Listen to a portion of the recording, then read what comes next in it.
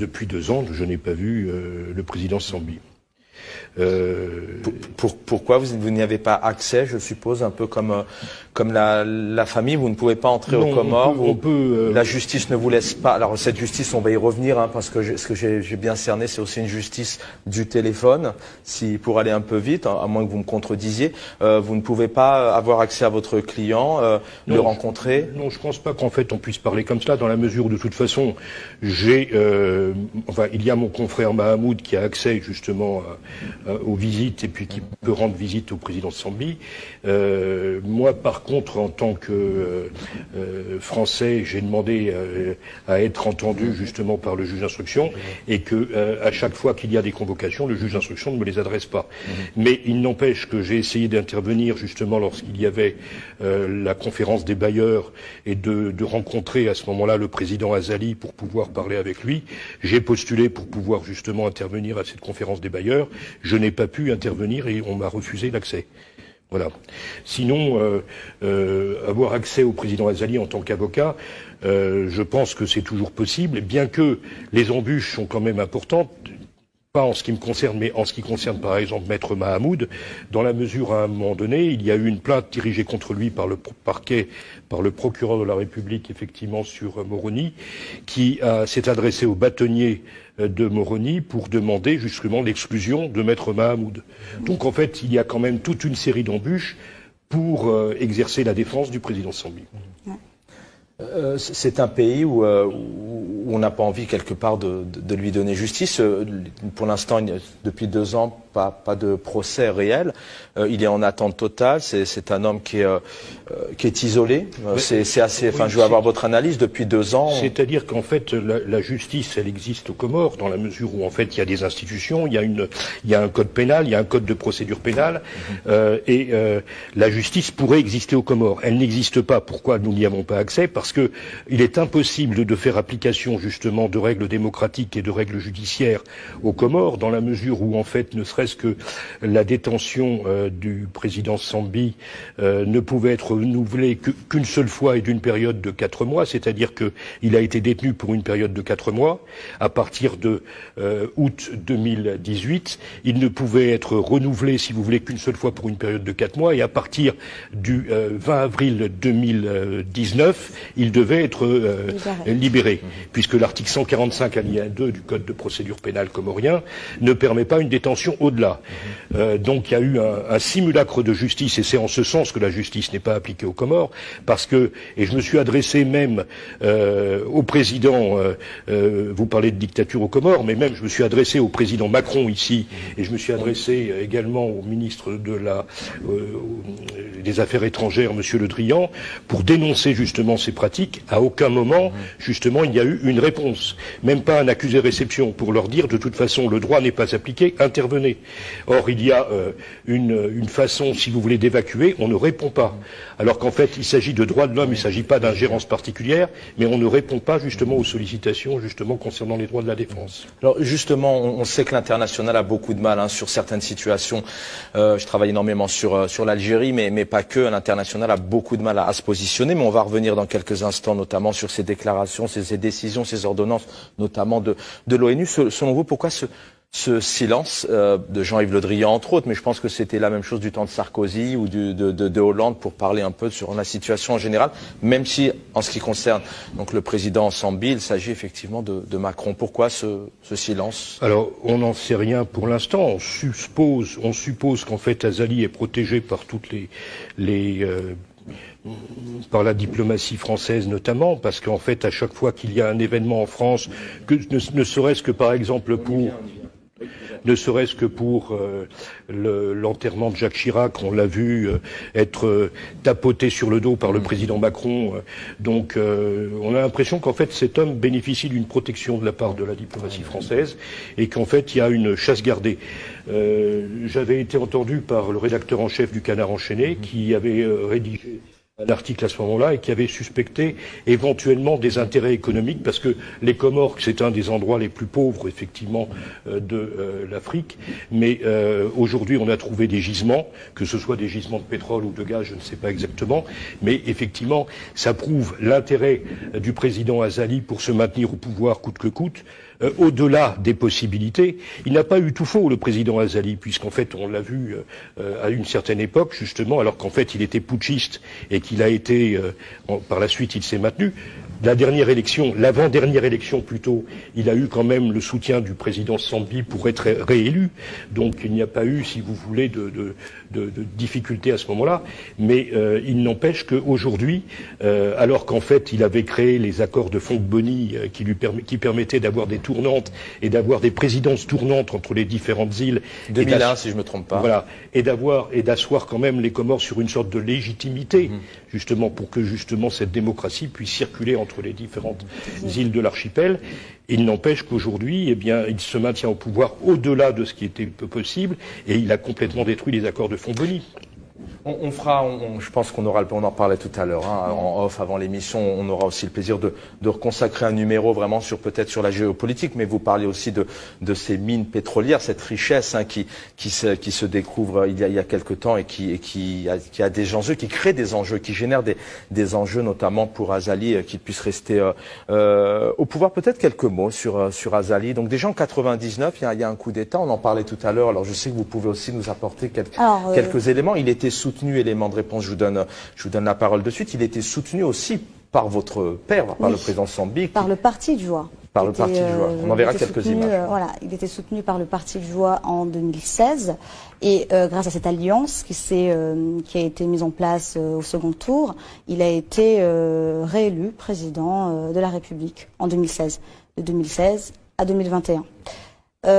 Et d'ailleurs, pour la petite anecdote, cette maison où mon père est détenu, cette même maison où actuellement mon père est détenu, c'est dans cette maison-là que le président Azali était venu demander le soutien de mon père pour les élections de 2016. Donc c'est vrai que moi, en tant que la fille de Sambi, je ne comprends pas. Je ne comprends pas qu'on puisse aller vers une personne, lui demander son soutien pour des élections aussi importantes que des élections présidentielles, pour que finalement, au bout de 2 ans à peine, on puisse enfermer une personne, parce que la résidence surveillée, elle a été elle a été signée par un secrétaire du ministère de l'Intérieur, du président Azali, et que le président Azali récemment a reçu une lettre de mon père dans laquelle il s'est expliqué, dans laquelle il veut le prendre à témoin par rapport à toutes ces injustices qu'il subit. Et donc toutes ces actions, quand on regarde, on prend le recul de ce qui s'est passé, on se pose quand même des questions. Comment on peut, en 2016, aller vers une personne, lui demander son aide pour que 2 ans plus tard, son ministre de l'Intérieur l'enferme illégalement? Nous avons une décision de l'ONU et de l'Union africaine qui ont expressément demandé à ce que mon père soit libéré. Et ces décisions n'ont jamais été appliquées. Et maintenant, dans le cadre de cette détention qui n'a aucune fin, une détention qui est en dehors de tout cadre juridique, une détention qui ne respecte pas les délais légaux maximum de notre pays, nous, la famille, nous sommes dans l'incertitude la plus totale. Nous sommes dans une insécurité juridique que que vous ne pouvez pas imaginer. C'est-à-dire qu'à l'heure actuelle, moi, mon père, il a déjà passé 3 ramadans en prison, il a déjà passé 2 ans en prison. Le 5 juin dernier, c'était son anniversaire, c'était le 3e anniversaire qu'il fêtait en prison, et nous ne savons pas jusqu'à quand. Parce que les règles juridiques, le code pénal comorien est là, justement, pour nous dire... Mais il est bafoué quelque part. Est-ce que d'abord, au moment, les téléspectateurs le savent, au moment où nous enregistrons cette émission, nous sommes le 5 juin. Oui, c'est aujourd'hui. Et c'est aujourd'hui, donc on a une pensée à votre père et on lui souhaite un joyeux anniversaire, bien évidemment. La justice dont vous parlez, quelque part, elle n'existe pas. Vous êtes dans l'incertitude. Alors là, je fais appel à l'avocat, au juriste que vous êtes. Et puis peut-être vous, en tant que juriste, en tant que connaisseur aussi du dossier, ce personnage, Azali, il arrive coûte que coûte à rester. 99 déjà un coup d'État, nouveau coup d'État. Alors je rappelle qu'il faisait pas partie des primaires, il y a eu ces primaires-là, il a réussi tout de même à s'imposer en tant que président. D'un côté, c'est un homme aussi puissant dans un sens, et il était aussi face à votre père qui est un homme fort. Un homme qui fait peur parce qu'il est aimé du peuple. Il est très populaire. Ouais. Oui, effectivement, de toute façon, c'est sa popularité qui gêne le plus Azali, puisqu'en fait, la notion de résidence surveillée, la décision de résidence surveillée fait suite à soi-disant des troubles à l'ordre public. En sortant de la mosquée, le président Sambi a été applaudi et en fait, les citoyens ont entonné l'hymne national. Ça n'a pas plu à Azali et puis qui a décidé dès le lendemain d'envoyer même pas une circulaire du ministère de l'Intérieur, d'un secrétaire du ministère de l'Intérieur, totalement illégal et totalement arbitraire. C'est ce qu'a décidé d'ailleurs l'OUA et ce qu'a décidé l'ONU. Donc une décision totalement arbitraire. Alors, en ce qui concerne la justice, bien sûr qu'elle n'existe pas. C'est la raison pour laquelle j'ai porté plainte auprès du procureur de la Cour pénale internationale pour atteinte aux droits de l'homme, pour le fait que, justement, aujourd'hui, la justice n'a aucun droit et que les avocats ne peuvent pas intervenir. La protection du droit, la protection, effectivement, des textes, c'est quelque chose d'extrêmement important pour pouvoir, justement, ne pas être sous le coup de l'arbitraire. Aujourd'hui, le président Sambi est détenu arbitrairement. C'est pas autre chose. Et quand on voit justement que les coupures de presse que l'on a avec l'intervention du ministre de la Justice Mohamed Hussein, qui indique clairement, c'est Azali qui décide ce qui doit arriver à Sambi. C'est Azali qui décide. C'est-à-dire que vous avez un article calqué sur la Constitution française, qui a eu énormément d'influence sur toutes les constitutions africaines, mais l'article 28, ce que vous pouvez retrouver de la Constitution africaine, précise bien que de toute façon, il y a une séparation des pouvoirs depuis le XVIIIe siècle, comme cher à Montesquieu, c'est-à-dire entre l'exécutif, le judiciaire et le législatif. Et que l'exécutif ne peut pas empiéter sur les décisions judiciaires et sur les procédures judiciaires. Or, on voit que c'est totalement différent. Autre exemple également, un des magistrats de la Cour d'appel, le président de la Cour d'appel, le président Jeannot, qui a été limogé parce qu'il avait fait entendre justement sa détermination à nettoyer la maison justice et notamment à libérer Sambi, contre lequel il avait compris en tant que président de la Cour d'appel de Moroni qu'il n'y avait absolument aucune charge, aucune preuve en ce qui concerne des poursuites contre Sambi. Il a été limogé. Pourquoi? Parce que justement son intention de libérer Sambi n'a pas plu au président Azali. Donc immixtion de l'exécutif sur le judiciaire, contrairement à l'article 28 de la Constitution comorienne. C'est la raison pour laquelle j'ai saisi le parquet, le procureur de la CPI, de la Cour pénale internationale, pour intervenir sur ces atteintes aux droits de l'homme. Et c'est un crime contre l'humanité. La Cour pénale internationale définit une telle immixtion comme un crime contre l'humanité. Vous parliez de ce rendez-vous. Alors, je vais inviter donc Abdellah à nous diffuser, à nous envoyer la vidéo numéro 3, justement. C'était le 18 mai à Moroni. Et c'était voilà, c'était ce jour, effectivement, où votre père a été... C'était cette scène je pense que les téléspectateurs vont pouvoir la suivre et vont pouvoir comprendre d'eux-mêmes. Vous allez voir les images. C'est cette scène qui aurait occasionné un trouble à l'ordre public qui aura valu à mon père 3 mois de sa vie. Et aujourd'hui 2 ans. Et on inclut la détention provisoire qui s'en est suivie. Donc ces quelques images, ces quelques secondes lui ont valu 3 mois. 3 mois où il était enfermé, isolé, où on ne pouvait pas le voir. Et je trouve ça quand même totalement scandaleux, à titre personnel. Et ça, je pense que ce n'est pas la fille qui parle, c'est la citoyenne comorienne que je suis. Et je pense, aussi, hein. Je pense que chaque citoyen dans le monde, le fait qu'il y ait une hymne nationale qui soit entonnée devant le président Sambi ou devant moi, ou l'hymne national qu'elle soit entonnée devant Maître Alimi ou l'hymne algérienne, ne devrait pas constituer un trouble à l'ordre public.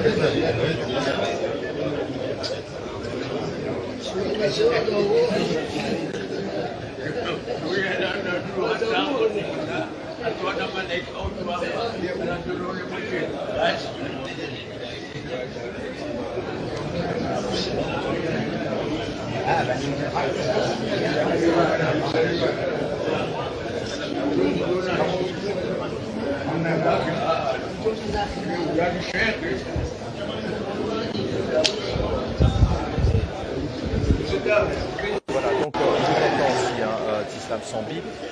C'est ce 18 mai, et vous le disiez donc justement à la fin de ce moment, à la sortie. Exactement, à la sortie de ce moment, c'est cet événement, ces quelques minutes qui auront valu à mon père 3 mois de détention provisoire, de résidence surveillée. Voilà, je vais demander à Abdellah en régie justement peut-être de nous avancer, de nous préparer la fin, et on va voir, on enverra quelques images au moment où c'est prêt. Voilà, on va envoyer ces images et on va écouter effectivement sa sortie et cet hymne qui a été chanté.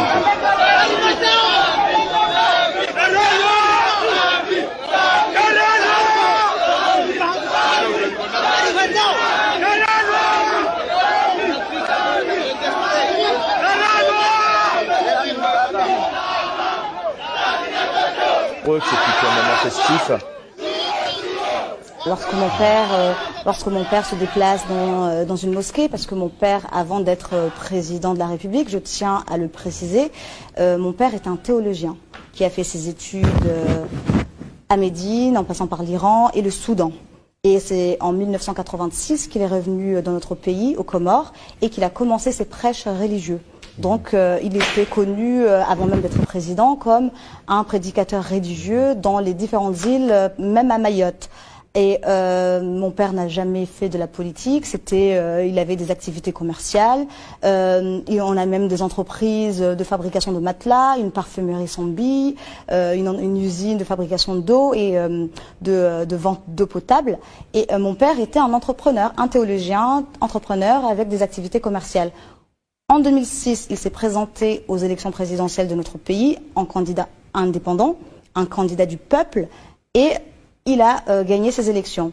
Face à 2 autres candidats, il a eu 58% des votes.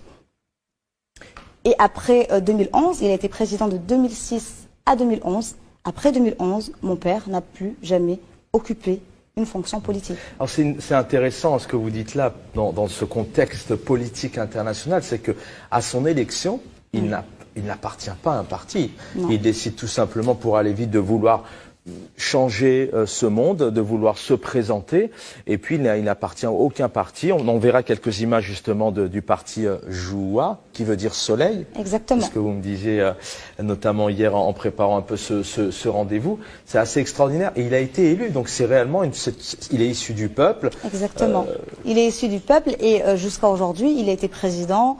Il a fini son mandat depuis 2011. On est aujourd'hui en 2020, et mon père est toujours aimé, admiré par la plupart, je ne dirais pas tous les Comoriens, je n'ai pas cette prétention-là, mais par la majorité des Comoriens. Lorsqu'il arrive à l'aéroport Rahaya ou à l'aéroport de Ouani de notre île d'Anjouan, il est acclamé, il est accueilli par une foule qui est nombreuse, et cette popularité a créé une jalousie d'une partie de la... Oui, puisque vous disiez tout à l'heure, vous gardez la parole, mais c'est qu'à un moment donné, quand on a un chef d'État ancien ou actuel, et puis que votre père est là, bon... On ressent la différence. Oui. Mais est-ce que c'est de sa faute? Moi, je pose la question. Est-ce que c'est de la faute de mon père, qui est des sympathisants, des gens qui l'aiment, qui l'acclament à chaque fois qu'il passe quelque part? Est-ce qu'il faut le maltraiter, l'humilier, le séquestrer pour cela? Est-ce que...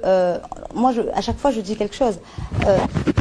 Pour qu'une population aime un politicien ou un homme, on ne peut pas les forcer. On ne peut pas aimer une personne ou un groupement de personnes à aimer une autre personne. Ça ne se force pas.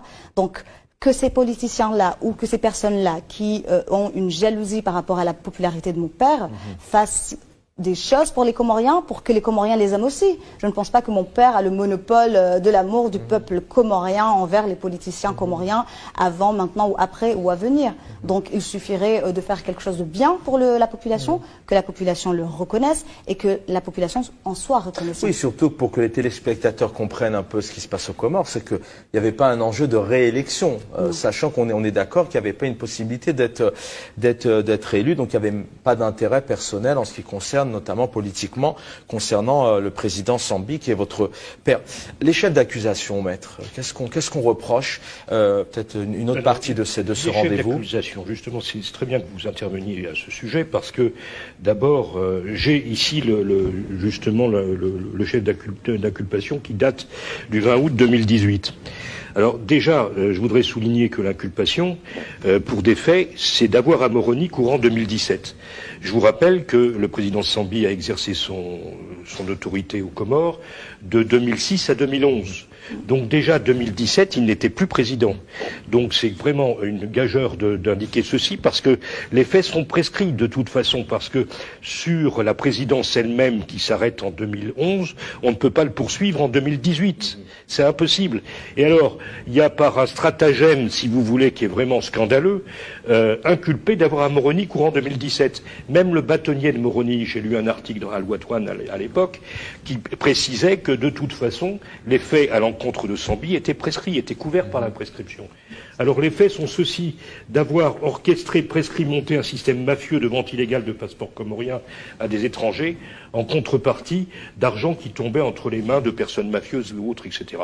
On l'accuse de corruption, on l'accuse d'avoir promulgué une loi qui permet, si vous voulez, la vente de passeports auprès de populations des Émiratis, des Émirats arabes unis, dont ils ne veulent pas donner la nationalité émirati, et qui étaient prêts à payer justement ces passeports auprès des Comores. Les Comores étant un archipel assez pauvre, étaient intéressés par ce genre d'intervention, dans la mesure où il y avait 4000 familles qui devaient être régularisées et les passeports devaient être payés. Il ne s'agissait pas de vente de passeports individuels, il s'agissait en fait d'une globalité et de faire acquérir justement cette nationalité à des populations bédouines qui vivaient aux Émirats et qui n'étaient pas couvertes par une nationalité. Donc c'était intéressant financièrement pour les Comores, et ça a permis de développer l'île d'une certaine façon.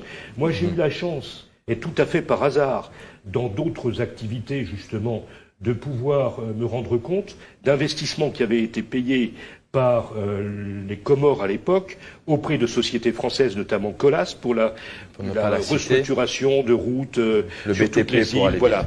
Eh bien, j'ai envoyé aux magistrats justement la preuve de ces contrats et la preuve de ces paiements vis-à-vis de la société Colas.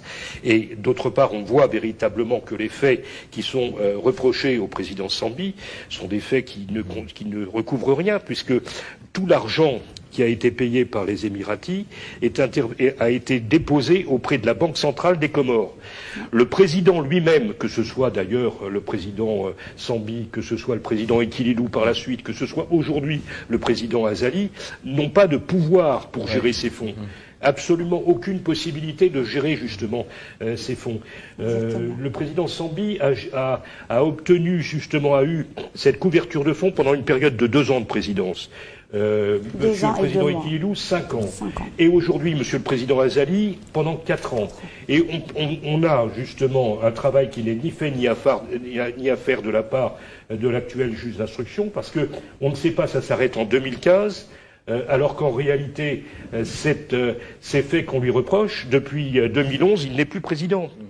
Donc on connaît exactement l'argent qui a été déposé auprès de la Banque centrale pendant les années où le président Sambi était président, où il exerçait. Et donc aujourd'hui, on a apporté toutes les preuves. Il n'y a pas un détournement. Oui, ce qui est intéressant aussi, ce que vous me disiez, je rentre dans le champ, excusez-moi, je m'excuse auprès des téléspectateurs, j'ai un peu la bougeotte, qu'il a été aussi soutenu, en tout cas ses ministres des Finances, ont dit les choses. Exactement, parce que dans cette instruction qui est totalement à charge contre mon père, cette instruction qui porte sur la loi de la citoyenneté, une loi qui, je rappelle, est toujours appliquée aujourd'hui et qui a été appliquée depuis 2009 jusqu'à aujourd'hui. Ça fait 11 ans. Et le juge d'instruction, dans ces 11 ans, il ne s'est intéressé qu'aux 2 ans et 2 mois de Sambi. Il a complètement occulté les 5 ans d'Ekililou. Et bien sûr, nous n'avons rien entendu par rapport aux 4 ans du président actuel. Donc dans ces 2 ans, moi je reviens, dans les 2 ans et 2 mois de mon père, du président Sambi, c'était le ministre des Finances qui était l'ordonnateur, qui pouvait déplacer, gérer des fonds de la citoyenneté économique, les fonds publics en général. Je tiens à rappeler que cet argent de la citoyenneté économique est devenu la 4e richesse du pays, la 4e source de richesse, exactement, de notre PIB. Et pendant les 2 ans et 2 mois, les ministres des Finances de mon père, les 2 seulement, ils étaient 3. Le président qui a suivi n'a jamais été entendu alors qu'il était ministre des Finances de mon père.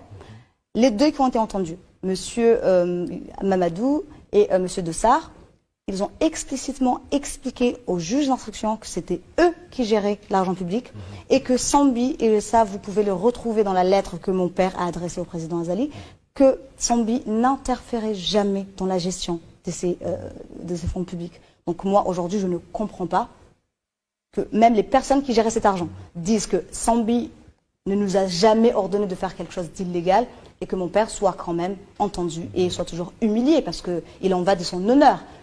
Il en va de sa personnalité. On l'a sali au niveau international.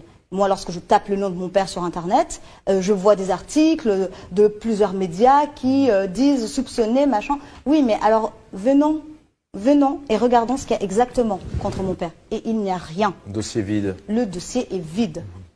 Le dossier est vide. Et ça, je ne le dis pas parce que je suis sa fille. Je ne suis pas la seule à le dire. Les Comoriens l'ont compris. La majorité des Comoriens l'ont compris. Et je pense qu'à l'heure actuelle, même les institutions internationales et les États commencent à comprendre qu'en cumulant toutes ces irrégularités de procédure, avec un dossier aussi vide, et lorsqu'on regarde la personnalité de mon père, que c'est un opposant encombrant, on comprend très bien qu'il y a anguille sous roche et que la justice comorienne ne fait pas son travail.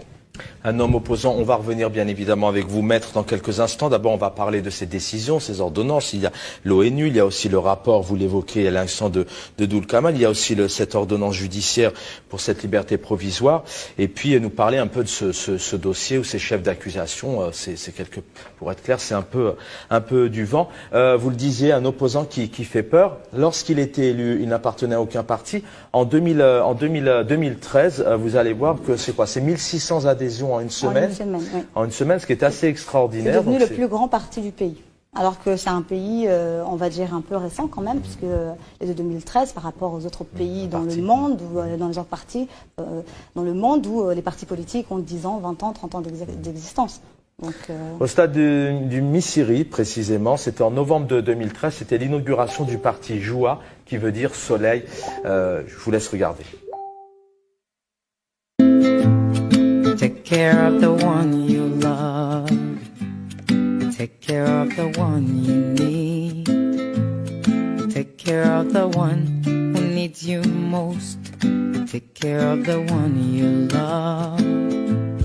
Mwana utibiwaze aukana moyo kairi hana indrupia Dana halawa maudu kachacha leonde ulio maudu kachacha. Take care of the one you love. Take care of the one you need. Take care of the one who needs you most. Take care of the one you love. Dalio wa hanzao wasihendro wote wa hukumu hata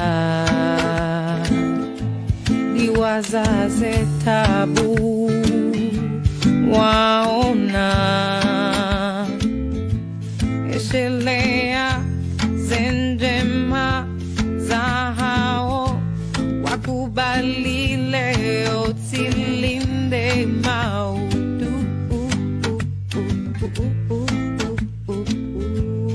Take care of the one you love. Take care of the one you need.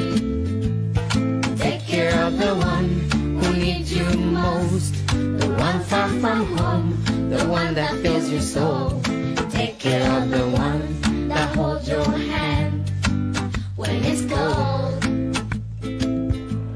Come Hanzo, I know that that you know. Gamanzo, I know that you know. Simbi hoto zamba daima bainu dunia. Izo kweli mahaba kaya bai uhara. Gamanzo, I know that you know. Gamanzo, I know that you know.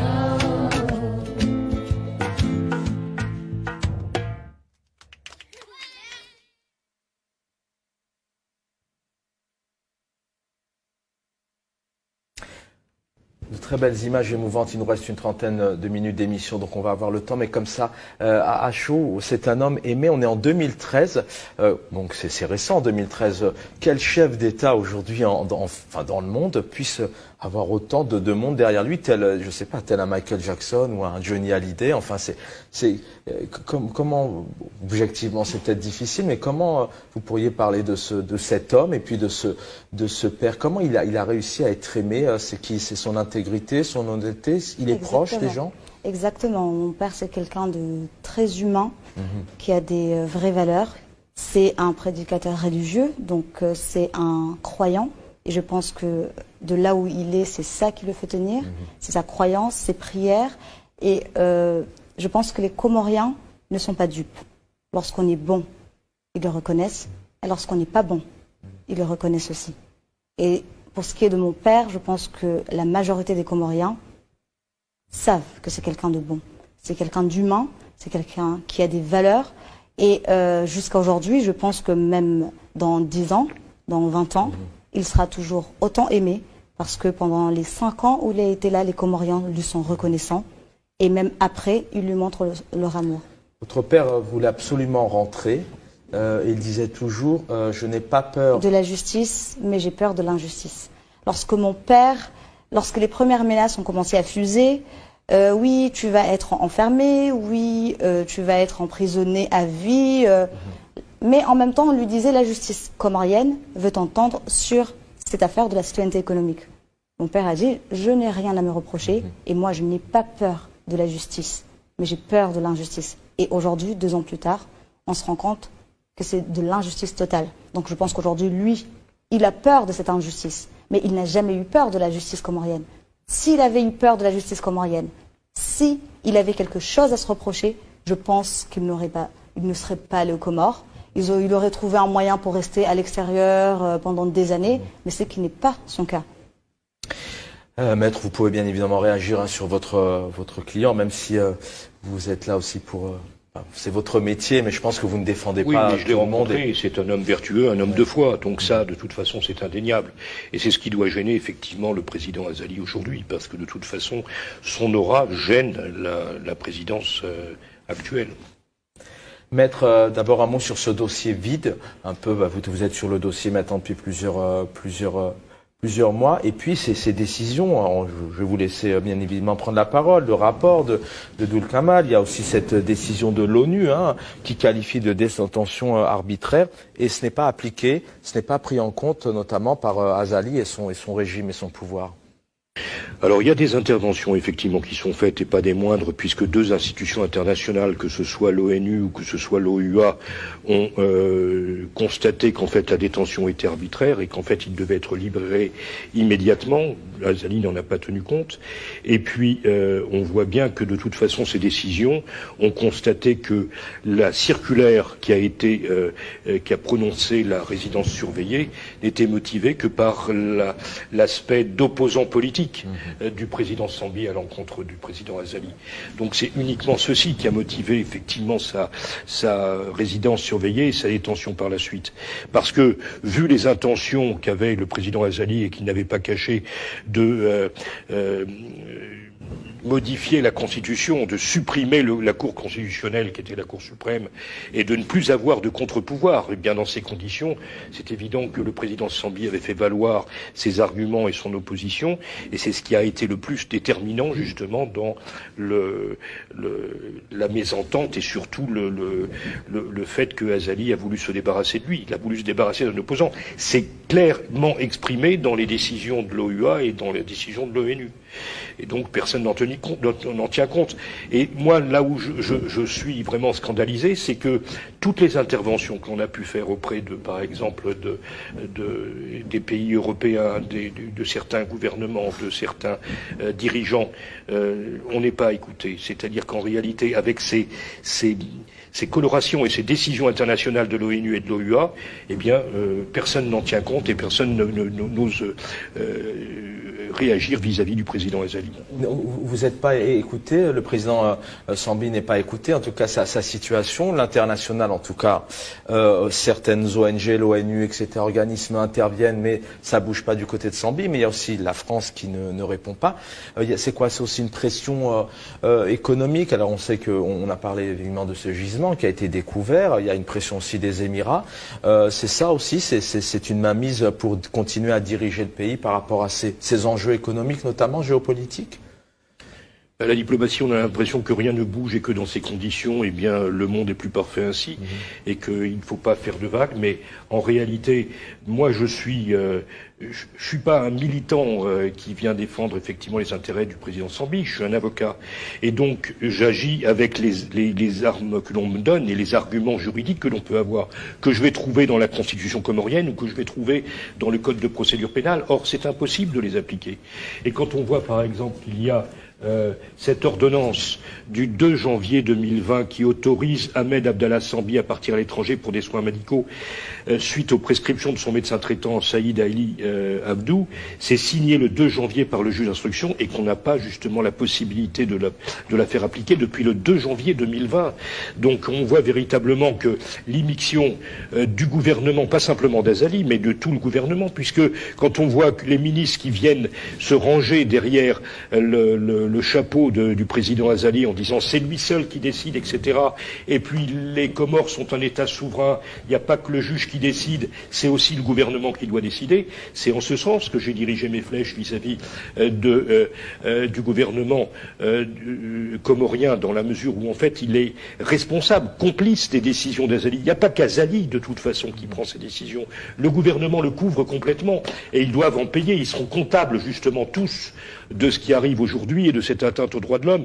Et j'espère que le procureur de la Cour pénale internationale va ouvrir une enquête et va pouvoir les poursuivre tous, parce que la justice n'existe pas là-bas. Vous êtes optimiste quand on sait qu'on a beaucoup de mal à faire bouger des dictatures. Il y a des pays aujourd'hui qui sont sous pression de ce diktat, qui sont sous pression aussi de ces hommes qui coûte que coûte souhaitent garder le pouvoir. Et il y a toujours ce silence malgré la pression. Vous restez optimiste tout de même? Je reste optimiste parce que les institutions sont là pour ça. La Cour pénale internationale est là pour cela, pour qu'on puisse dénoncer auprès d'elle justement. On peut pas la saisir directement puisqu'en fait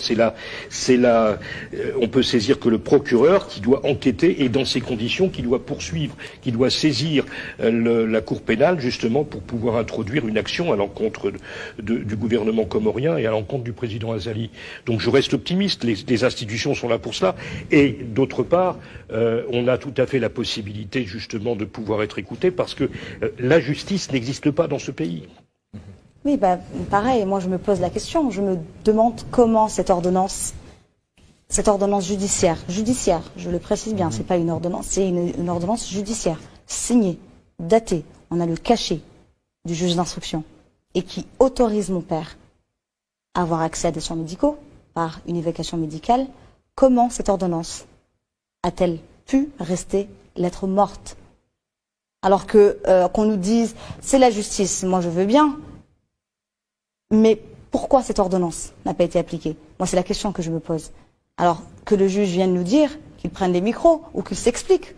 Parce qu'il a sorti une ordonnance qui n'a pas de ça. Pour le moment, cette ordonnance de 2 janvier 2020 n'est pas appliquée et j'ai envie de dire qu'elle est mise totalement de côté par Azali et son gouvernement. Quelle nouvelle pression peut faire la Cour pénale? Par rapport ça c'est un des éléments. La Cour pénale internationale va voir, en fonction de ce que nous lui avons adressé, le fait que l'exécutif, le gouvernement et le président interviennent dans le pouvoir judiciaire et interviennent dans des décisions de justice pour qu'elles ne soient pas appliquées, ne serait-ce que par la preuve de cette ordonnance qui date effectivement de janvier dernier, eh bien, de par leur intervention, ils doivent être poursuivis devant la Cour pénale internationale.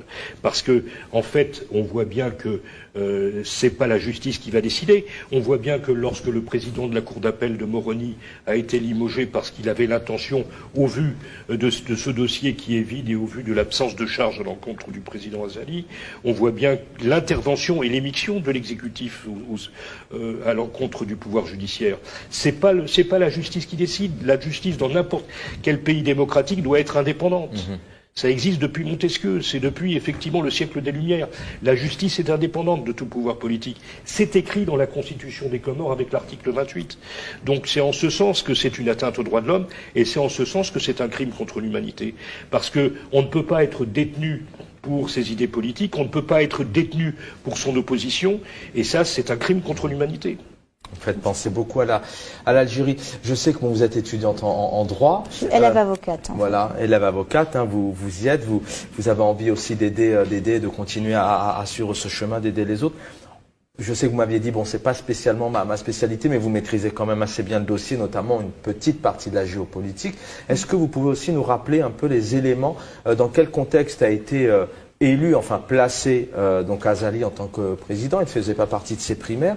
Et en plus de ça, il y a ce qui est important, il y a ce changement de constitution. Ça veut dire que cette tournante tous les 5 ans n'existe plus. Je vous laisse détailler. Alors moi, de ce que j'ai compris, parce que c'est vrai que c'est assez délicat, parce qu'on nous dit d'un côté que la tournante, on n'y a pas mis fin, mais qu'elle ne sera plus tous les 5 ans, mais plus tous les 10 ans. Donc cela signifie qu'à l'heure actuelle, pour qu'un Manjouanais puisse présider le pays, il va falloir attendre 10 ans. Et pour qu'un Moulien puisse présider le pays, il va falloir attendre 20 ans. Et donc c'est vrai que c'est assez aberrant, enfin moi je trouve à titre personnel. Oui, puis il n'y a pas de démocratie et les habitants de chaque île ne s'y retrouvent pas non plus, on s'y met un peu... C'est vrai que les Comoriens en général, là aujourd'hui j'ai vu un article d'un quotidien comorien, Al-Fajr, ou la Gazette des Comores, je me rappelle plus lequel des deux, mais j'ai vu un article, le titre c'était « Les Comoriens n'adhèrent pas à la politique du président Azali ». Je pense que le président Azali et son gouvernement le savent eux-mêmes, parce que je pense que lorsque la population adhère, on le voit, et lorsque la population n'adhère pas, on le voit aussi. Donc c'est vrai que c'est très compliqué au niveau de la géopolitique comorienne par rapport à tous ces changements qui ont eu lieu.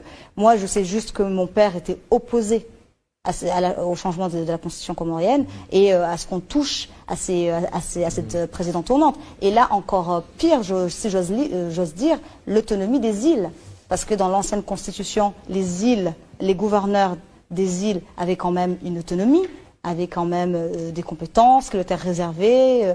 Et aujourd'hui, ils ont été vidés de leur pouvoir ou de leurs compétences. C'est-à-dire, pour être clair, ça serait dirigé par un président, un chef d'État, qui n'a plus de vice-président, un président qui n'a plus de gouverneurs qui ont une compétence. Et moi, personnellement, en tant que Comorienne, alors c'est vrai que les gens ont du mal, lorsqu'on parle, à nous différencier de la fille de Sambi, mais avant d'être la fille de Sambi, je suis une Comorienne comme tout le monde. Avant que Sambi soit Sambi lui-même connu pour être un président, c'est un père de famille, c'est un mari, c'est un grand-père. Donc moi, en tant que Comorienne, c'est vrai que, comme la majorité des Comoriens, je n'adhère pas du tout à ce changement de la Constitution, mais ça n'engage que moi. C'est à titre personnel. Je crois que ça fait plaisir à tout démocrate et à tout individu. Je sais qu'en France, on était sur du 7 ans, maintenant on est passé à 5 ans. Alors est-ce que c'est bien? Mais c'est bien qu'il y ait un renouveau. Et en tout cas, ce qui est important, c'est de ne pas imposer un changement de constitution comme ça parce que j'arrive au pouvoir. Je crois que ça, c'est un élément qui... Moi, je pense que le président Azali et son gouvernement, parce que comme Maître Halimi l'a rappelé, je ne pense pas que le président Azali soit le seul à prendre ces décisions.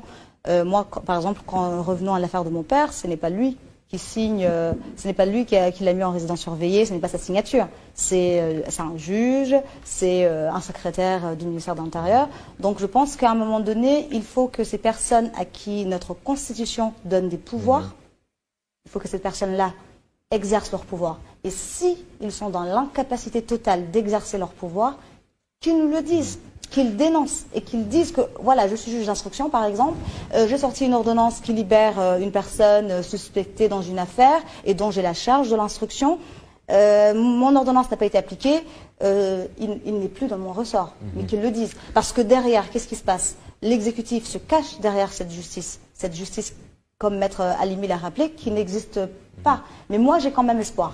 Comme un juge, comme le juge Giano, je ne sais pas s'il voulait vraiment... Parce qu'il l'avait dit apparemment, qu'il voulait libérer toutes les personnes. Ce n'était pas que Sambi, parce que moi, aujourd'hui, je parle de Sambi, mais il y a des milliers d'autres Comoriens qui sont emprisonnés et dont les délais légaux, comme dans le cas de mon père, sont dépassés depuis longtemps. Donc ce juge-là, c'était pas pour Sambi seulement, mais il s'était engagé apparemment à faire respecter la loi, c'est-à-dire strictement la loi. La loi dit que c'est 8 mois de détention provisoire maximum dans notre pays, c'est 8 mois. Au bout de 8 mois, toute personne, que ce soit Sambi, que ce soit un Comorien lambda, une femme, toute personne doit retrouver sa liberté.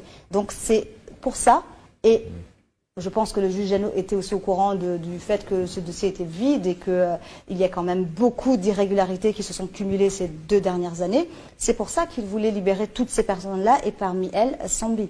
Donc que la justice fasse son travail. Moi, mon père, quand il est descendu aux Comores, c'est parce qu'il avait confiance à la justice comorienne. Il avait confiance à la justice comorienne. Comme moi, aujourd'hui, je me mets devant vous, je suis pessimiste. Mais j'ai quand même l'espoir. Je me dis, pourquoi pas? Il y a eu Giano, il peut en avoir d'autres qui n'acceptent pas que des décisions judiciaires restent lettres mortes, qu'il se passe des irrégularités aussi flagrantes et qu'ils ne puissent pas faire quelque chose. Parce que, comme le dit Maître Halimi, c'est eux qui sont responsables, c'est leur signature. Donc, à la Cour pénale internationale, comment ils vont se défendre? Comment ils vont se défendre en disant, je n'ai pas respecté le droit, je n'ai pas suivi les règles de mon pays, et comment ils vont se défendre? Donc, je pense, j'appelle les juges, les magistrats comoriens, j'en appelle à eux pour qu'ils appliquent leur serment. Ils ont prêté serment. Ils ont prêté serment. Donc qu'ils appliquent ce qu'ils ont appris, qu'ils respectent la loi, et s'ils ne peuvent pas le faire, alors qu'ils le dénoncent. Que tout Comorien le savent. C'est un peu la particularité de ces justices aussi du téléphone où il y a une pression. Est-ce qu'on sait, alors encore une fois, je sais que c'est pas spécialement vos spécialités, mais est-ce qu'on sait qu'il y a une gouvernance militaire? Est-ce que les Comores aujourd'hui sont dirigés? Alors c'est vrai que vous disiez que ce n'est pas spécialement Azali qui dirige tout seul. Alors je prends l'exemple de l'Algérie parce qu'on travaille beaucoup dessus. On sait très bien que ce n'est pas Bouteflika pendant longtemps qui a géré le pays, encore moins Tebboune aujourd'hui, qui a encore des militaires derrière. Est-ce qu'il y a cette présence aux Comores, par exemple? Alors, par rapport aux images rappelons que nous qu'Azali voyons, est un officier. Un colonel, Un un colonel. ancien colonel, Un ancien. effectivement. Quand il a été putschiste, il était colonel. Donc c'était en 2009, c'est ça? en 1999 pour En le 1999, militaire, oui. Et il est toujours militaire jusqu'à aujourd'hui.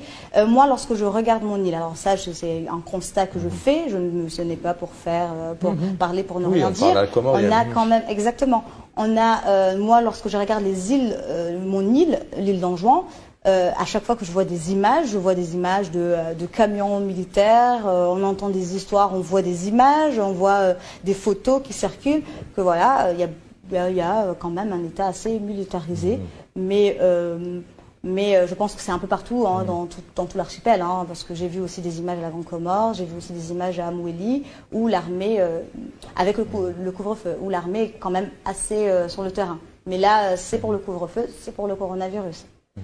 Sa présence, sa prestance de cet homme au pouvoir, aux hautes instances, est-ce qu'elle est reconnue plutôt comme démocrate? Alors je me fais un peu une question assez simpliste. Est-ce que aux Comores, est-ce que c'est plutôt un président reconnu comme plutôt démocrate, ouvert, ou est-ce que c'est vraiment quelqu'un qui a une certaine présence à pouvoir diriger les choses d'une manière? Je pense que le peuple s'exprime, vous le ressentez. Oui, le peuple s'exprime, et même la diaspora. Je tiens à préciser que la diaspora comorienne, depuis les élections qui ont eu lieu en 2019, s'est quand même mobilisée, et c'est la première fois dans l'histoire des Comores que la diaspora s'est autant mobilisée.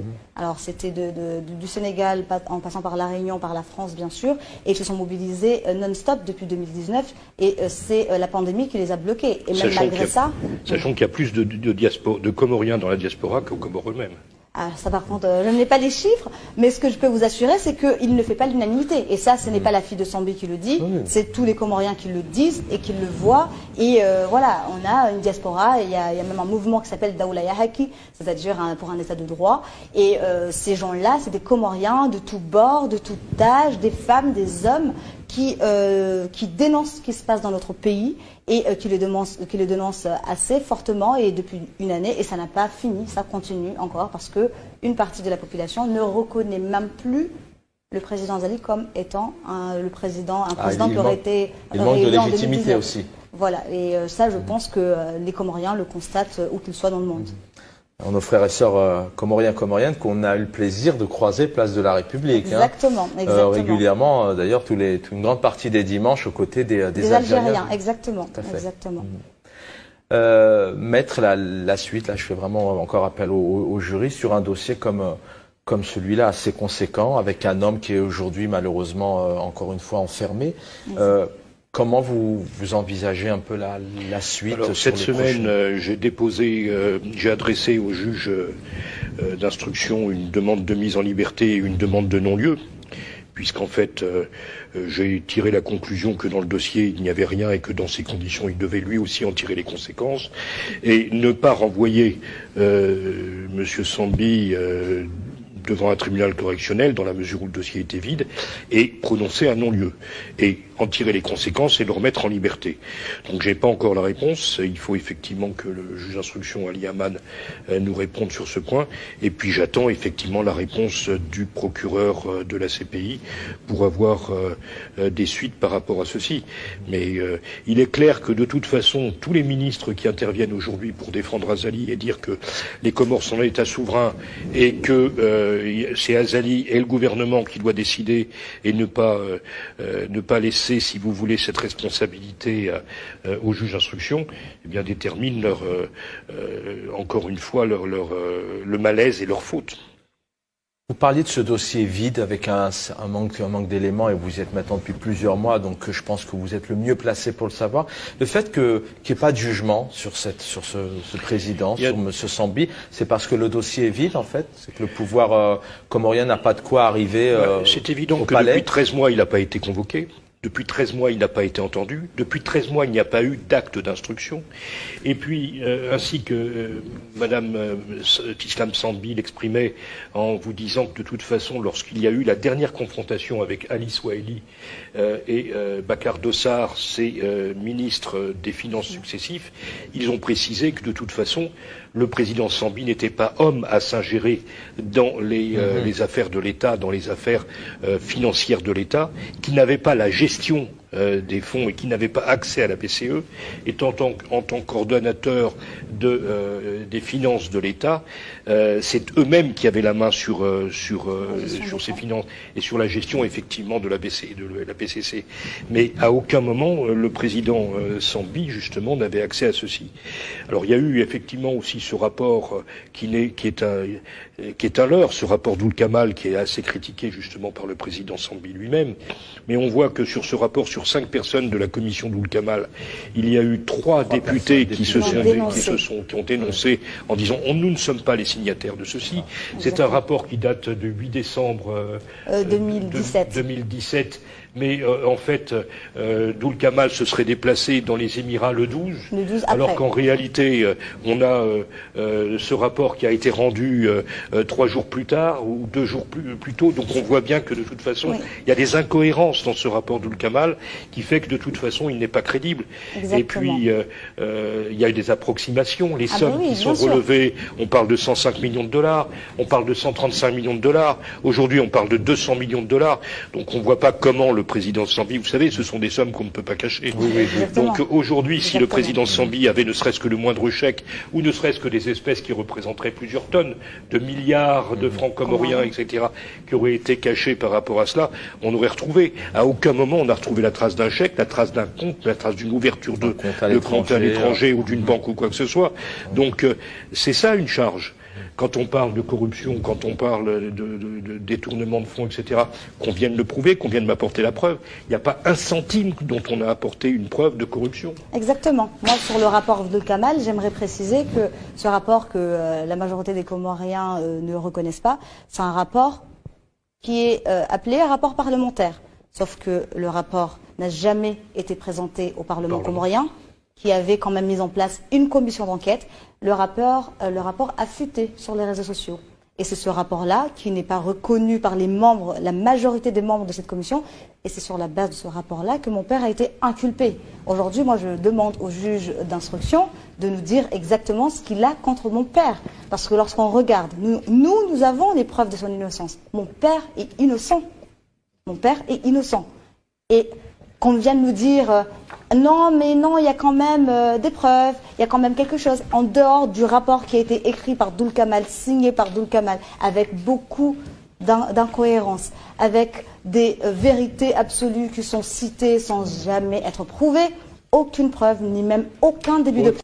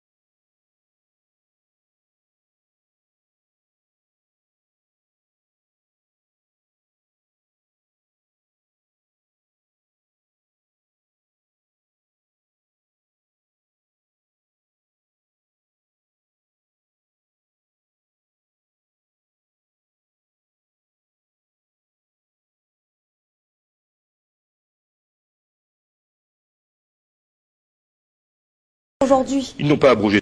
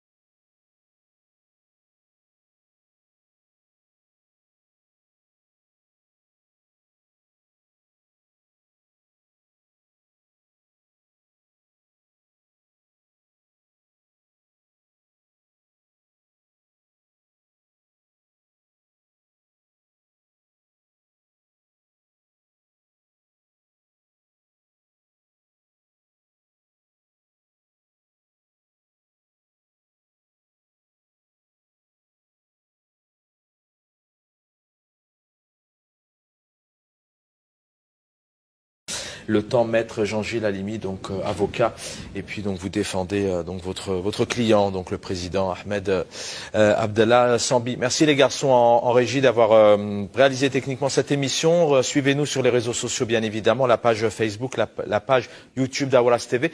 On aura le plaisir de vous proposer une nouvelle émission consacrée aux Comores et à cette situation d'un point de vue géopolitique, et vous donner aussi des nouvelles du président. Nasser Djoudi, merci d'avoir préparé cette émission à mes côtés. Bonne soirée. Je vous donne rendez-vous samedi prochain pour un nouveau numéro de Sans Frontières.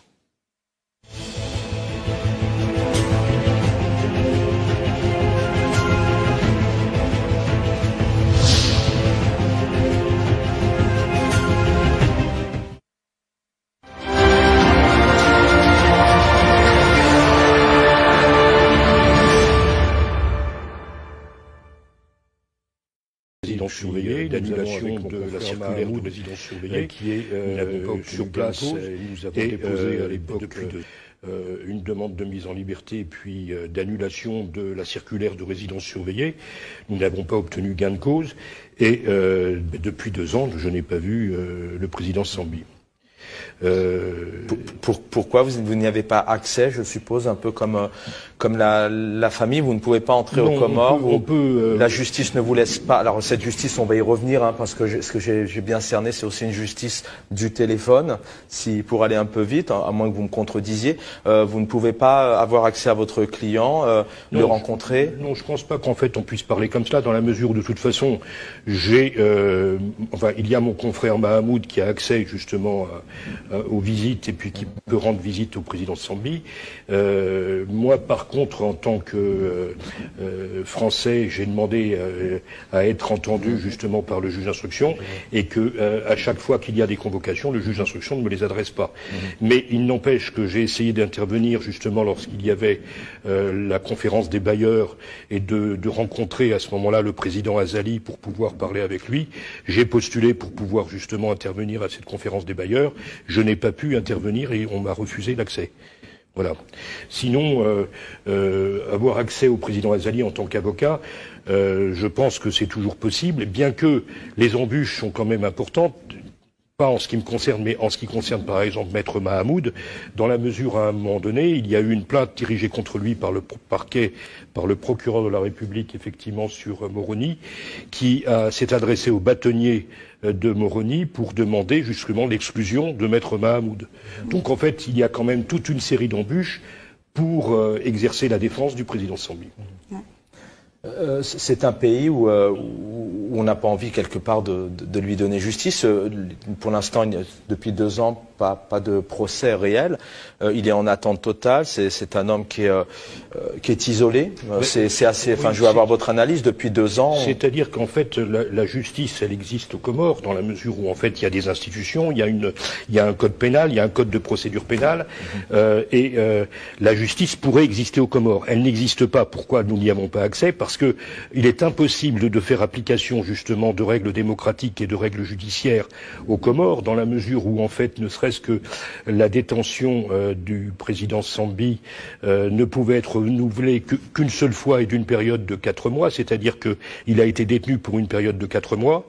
À partir de août 2018, il ne pouvait être renouvelé, si vous voulez, qu'une seule fois pour une période de 4 mois, et à partir du 20 avril 2019, il devait être libéré, puisque l'article 145 alinéa 2 du Code de procédure pénale comorien ne permet pas une détention au-delà. Donc il y a eu un simulacre de justice, et c'est en ce sens que la justice n'est pas appliquée aux Comores, parce que, et je me suis adressé même au président, vous parlez de dictature aux Comores, mais même je me suis adressé au président Macron ici, et je me suis adressé également au ministre des Affaires étrangères, Monsieur Le Drian, pour dénoncer justement ces pratiques. À aucun moment, justement, il y a eu une réponse, même pas un accusé-réception, pour leur dire de toute façon le droit n'est pas appliqué, intervenez. Or, il y a une façon, si vous voulez, d'évacuer, on ne répond pas. Alors qu'en fait, il s'agit de droits de l'homme, il ne s'agit pas d'ingérence particulière, mais on ne répond pas justement aux sollicitations justement concernant les droits de la défense. Alors justement, on sait que l'international a beaucoup de mal sur certaines situations. Je travaille énormément sur l'Algérie, mais pas que. L'international a beaucoup de mal à se positionner, mais on va revenir dans quelques instants, notamment sur ces déclarations, ces décisions, ces ordonnances, notamment de l'ONU. Selon vous, pourquoi ce silence de Jean-Yves Le Drian entre autres, mais je pense que c'était la même chose du temps de Sarkozy ou de Hollande pour parler un peu sur la situation en général, même si en ce qui concerne donc le président Sambi, il s'agit effectivement de Macron. Pourquoi ce silence? Alors, on n'en sait rien pour l'instant. On suppose qu'en fait Azali est protégé par toutes par la diplomatie française notamment, parce qu'en fait, à chaque fois qu'il y a un événement en France, ne serait-ce que par exemple pour l'enterrement de Jacques Chirac, on l'a vu être tapoté sur le dos par le président Macron.